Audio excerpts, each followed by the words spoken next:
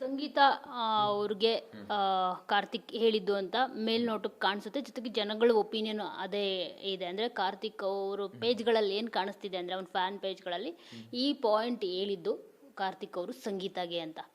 Even ಸಂಗೀತ ಅವ್ರಿಗೂ ಗೊತ್ತಾಗುತ್ತೆ ಅದು. ಅಂದರೆ ಅವರೇ ಹೇಳ್ತಾರೆ ಸಂಗೀತ, ನಾನು ನಿನ್ನ ಜೊತೆ ಇರೋದ್ರಿಂದ ಕಾರ್ತಿಕ್ ವಿನಯ್ ಟೀಮ್ಗೆ ಬಕೆಟ್ ಹಿಡಿತಿದ್ದಾರೆ ಅಂತ ಹೇಳ್ಬಿಟ್ಟು. ಮ್ಯಾಮ್, ಸಂಗೀತ ಯಾವಾಗಲೂ ಒಂದು ವಿಷಯ ನೆಗೆಟಿವ್ ಆಗೇ ನೋಡೋದು. ನಾನು ಒಂದು ಟಾಸ್ಕ್ ಆಡ್ತೀವಿ ನಾನು ಸಂಗೀತ, ಮೈಕಲ್ ಕ್ಯಾಪ್ಟನ್ಸಿ ಟಾಸ್ಕು. ನಾನು ಪಟ್ ಅಂತ ಮುಗಿಸ್ಕೊಂಡು ಹೋಗ್ಬಿಡ್ತೀನಿ. ಅವ್ರು ಇನ್ನೂ ಅಲ್ಲೇ ಇರ್ತಾರೆ. ಅಂದರೆ ಟಾಸ್ಕ್ ಅಲ್ಲಿ ನಾವು ಮುಗಿಸಿ ಹೊಡೆಯೋಷ್ಟು ತನಕ ಅವ್ರು ಅಲ್ಲೇ ಇರ್ತಾರೆ. ನಾನು ಒಬ್ಬ ತೀರಾ ಅಂದರೆ ನನಗೊಂದು ಸ್ಪೋರ್ಟ್ಸ್ಮನ್ ಸ್ಪಿರಿಟ್ ಇರುತ್ತಲ್ಲ, ನನ್ನ ಹಾಡು ಗೊತ್ತಿರುತ್ತಲ್ಲ, ಹೋಗ್ಬಿಟ್ಟು ಆರ್ ಯು ಓಕೆ ಅಂತ ಕೇಳಿದೆ, ಆಯಿತಾ. ಅದನ್ನು ಅವ್ರು ನೆಗೆಟಿವ್ ಆಗಿ ಫ್ಲಿಪ್ ಮಾಡಿದ್ರು. ನೀವು ಇದನ್ನು ವ್ಯಂಗ್ಯವಾಗಿ ಕೇಳ್ತಾ ಇದ್ದೀರಾ ನನಗೆ, ಅಂದರೆ ನೀವು ನನಗಿಂತ ಚೆನ್ನಾಗಿ ಆಡಿದ್ರಿ ಅಂತ ಕೇಳ್ತಾ ಇದ್ದೀರಾ. ನಾನು ಇದ್ರಲ್ಲಿ ಕೇಳಲೇ ಇಲ್ಲ, ಅವ್ರು ಅಳ್ತಾ ಇದ್ರು ಕೇಳಿದೆ ಆರ್ ಯು ಓಕೆ ಅಂತ. ಹಾಗೆ ಆ ಥರ ಒಂದು ತೀರಾ ಯಾವುದೋ ಒಂದು ಇನ್ನೋಸೆಂಟ್ ವಿಷಯನ ಅವ್ರು ತೊಗೊಂಡು ಹಾಗೆ ಫ್ಲಿಪ್ ಮಾಡೋದಾದರೆ, ಇವೆಲ್ಲ ದೊಡ್ಡ ದೊಡ್ಡ ವಿಷಯಗಳು, ಅದನ್ನು ಹೇಗೆ ಬೇಕಾದರೂ ಫ್ಲಿಪ್ ಮಾಡ್ತಾರೆ. ನಾನು ಅದಕ್ಕೆ ಅವ್ರಿಗೆ ಯಾವುದೋ ಒಂದು ಇದರಲ್ಲಿ ಹೇಳಿದ್ದು, ಅವ್ರನ್ನೇ ಅವ್ರು ಒಪ್ಕೋತಾರೆ. ಅವರು ನನ್ನ ನೆಗೆಟಿವಿಟಿ ಬಾಪ್ ಅದು ಇದು ಅಂತ. ಸೊ ಅದು ಅವರು ಗೇಮ್. ನಾನು ಮತ್ತೆ ಅವ್ರ ಬಗ್ಗೆ ಜಾಸ್ತಿ ಮಾತಾಡೋಕ್ಕೆ ಇಷ್ಟಪಡಲ್ಲ. ಅಲ್ಲಿಂದ ಬಂದ್ಬಿಟ್ಟಿದ್ದೀನಿ, ನನ್ನ ಸಂಗೀತನ ಮರ್ತೋಗ್ಬಿಟ್ಟಿದ್ದೀನಿ. ಅಂದರೆ ನನ್ನ ಫ್ರೆಂಡ್ಸ್ ಬಿಟ್ಟು ಬೇರೆ ಎಲ್ಲರನ್ನೂ ಮರ್ತಿದ್ದೀನಿ. ಆ್ಯಂಡ್ ಅವ್ರು ಮಾಡಿರೋ ಇದನ್ನು ನಾನು ಮರ್ತು ಹೋಗಿದ್ದೀನಿ. ಆ್ಯಂಡ್ ಅವ್ರು ನನಗೇನಾದರೂ ಇದು ಮಾಡಿದರೆ ಅದನ್ನು ಕ್ಷಮಿಸಿದ್ದೀನಿ. So it's all right. Okay, but ಅವರಿಬ್ಬರು ಹಾಸ್ಪಿಟಲ್ಗೆ ಹೋಗಿ ಬರ್ತಾರೆ. ಅದಾದಮೇಲೆ ಸೀನೇ ರಿವರ್ಸ್ ಆಗೋಗುತ್ತೆ. ಅಂದರೆ ಸಂಗೀತ ಅವರು ಅಲ್ಲಿ ಎಮೋಷನಲ್ ಟಾರ್ಚರ್ ಆಗ್ತಿದೆ ಅಂತ ಹೇಳ್ಬಿಟ್ಟು ಮನೆಯಿಂದ ಆಚೆ ಹೋಗ್ಬೇಕು ಅಂತ ಅವಾಗವಾಗ ಹೇಳ್ತಾ ಇರ್ತಾರೆ. ದೆನ್ ಪ್ರತಾಪ್ ಅವರು ಕೂಡ ಲೈಕ್ ನಮ್ಮೂರಿನವ್ರಿಗೆ ಧನ್ಯವಾದ, ನಮ್ಮೂರವರು ನನ್ನನ್ನು ತಪ್ಪಾಗಿ ತಿಳ್ಕೊಂಡಿದ್ರು, ಇವಾಗ ತಪ್ಪಾಗಿ ತಿಳ್ಕೊಂಡಿಲ್ಲ, ನಾನು ಅವ್ರಿಗೆಲ್ಲ ಕ್ಷಮೆ ಕೇಳ್ತೀನಿ ಅಂತ ಹೇಳ್ತಾರೆ. ಸೊ ಅದೆಲ್ಲ ಅವ್ರಿಗೆ ಹೇಗೆ ಗೊತ್ತಾಯಿತು?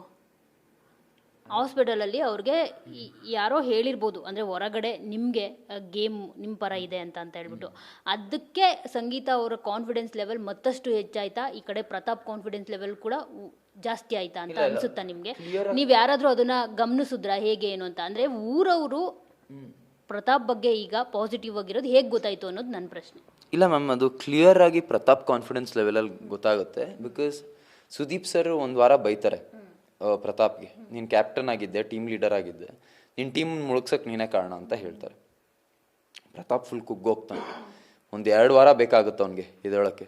ನಾವು ನಾರ್ಮಲಿ ಇದು ವಾರ ನಮಗಾಗುತ್ತೆ, ನಾವು 1-2 ದಿನದಲ್ಲಿ will be back to normal. But ಪ್ರತಾಪ್ಗೆ ಒಂದು 2 ವಾರ ಬೇಕಾಗುತ್ತೆ. 2 ವಾರ ಬೇಕಾದ್ಮೇಲೆ ಆದರೂ ಅವನು ಬ್ಯಾಕ್ ಟು ನಾರ್ಮಲ್ ಬರಲ್ಲ. ಅವನು ಒಂದೇ ಕಡೆ ಕೂತಿರ್ತಾನೆ. ಯಾವಾಗ ಅದು ಫ್ಲಿಪ್ ಆಗುತ್ತೆ ಅಂದರೆ ಅವನು ಹೊರಗಡೆ ಹೋಗಿ ವಾಪಸ್ ಬಂದಲ್ಲ, ಆವಾಗ ನಾವು ಅವನಲ್ಲಿ ಒಂದು ಹೊಸ ಹುರುಪು ನೋಡ್ತೀವಿ, ಹೊಸ ಕಾನ್ಫಿಡೆನ್ಸ್ ನೋಡ್ತೀವಿ. ಗೊತ್ತಿಲ್ಲ ಮ್ಯಾಮ್, ಅಂದರೆ ಅಲ್ಲಿ ಏನಾಗಿದೆಯೋ. ಅಂದರೆ ನನಗೆ ಗೊತ್ತಿರೋಂಗೆ ಬಿಗ್ ಬಾಸ್ ಟೀಮ್ ಅವರು ಮೋಸ್ಟ್ಲಿ ಟ್ರೈ ಮಾಡ್ತಾರೆ ಯಾರನ್ನೂ ಇದು ಮಾಡ್ದಂಗೆ. ಬಿಕಾಸ್ ನಾನು ಹೊರಗಡೆ ಕರ್ಕೊಂಬಂದಾಗಲೇ ನಾನು ಯಾರನ್ನೂ ಜೊತೆ ಇಂಟ್ರ್ಯಾಕ್ಟ್ ಮಾಡಬಾರ್ದು. ಕಾರ್ ಡ್ರೈವರ್ಸ್ಗೂ ಹೇಳಿರ್ತಾರೆ, ನೀವೆಲ್ಲೂ ನಿಲ್ಲಿಸಬಾರ್ದು, ಇಲ್ಲಿಂದ ಹೋಗಿ ಅಲ್ಲೇ ನಿಲ್ಲಬೇಕು ಅಂತ. ಬಟ್ ಮೇ ಬಿ ಅವ್ನಿಗೆ ಪ್ರೈವಸಿ ಸಿಕ್ಕಿದಾಗ, ಅವನು ಒಬ್ಬನೇ ಕೂತಿದ್ದಾಗ ಅವ್ನಿಗೇನೋ ರಿಯಲೈಸ್ ಆಯ್ತೇನೋ. ಆಮೇಲೆ ಆ ಮನೇಲಿ ಪ್ರೈವಸಿ ಅನ್ನೋದೇ ಇಲ್ಲ ನಮಗೆ ಒಂದು ಜೈಲಲ್ಲಿ ಪ್ರೈವಸಿ ಸಿಗುತ್ತೆ, ಇಲ್ಲ ಚೇಂಜಿಂಗ್ ರೂಮ್ ಅಂತ ಒಂದಿದೆ. ಚೇಂಜಿಂಗ್ ರೂಮಲ್ಲಿ ಒಂದು ಕ್ಯಾಮ್ರಾ ಇಲ್ಲ, ರೆಸ್ಟ್ ರೂಮಲ್ಲಿ ಚೇಂಜಿಂಗ್ ರೂಮಲ್ಲಿ ಅಲ್ಲೊಂದು ಮಿರರ್ ಇದೆ. ಸೊ ಅಲ್ಲೊಂದು ಕಡೆ ನಿಮ್ಗೆ ಪ್ರೈವಸಿ ಸಿಗುತ್ತೆ.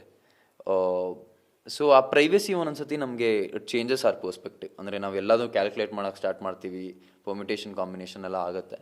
ಅದಾದಮೇಲೆ ಅವ್ನಿಗೊಂದು ಕ್ಲಾರಿಟಿ ಸಿಕ್ಕಿರ್ಬೋದು. ಬಟ್ ಐ ಡೋಂಟ್ ನೋ ಅಲ್ಲಿ ಏನು ಹೊರಗೇನಾಗಿದೆ ಗೊತ್ತಿಲ್ಲ ನನಗೆ.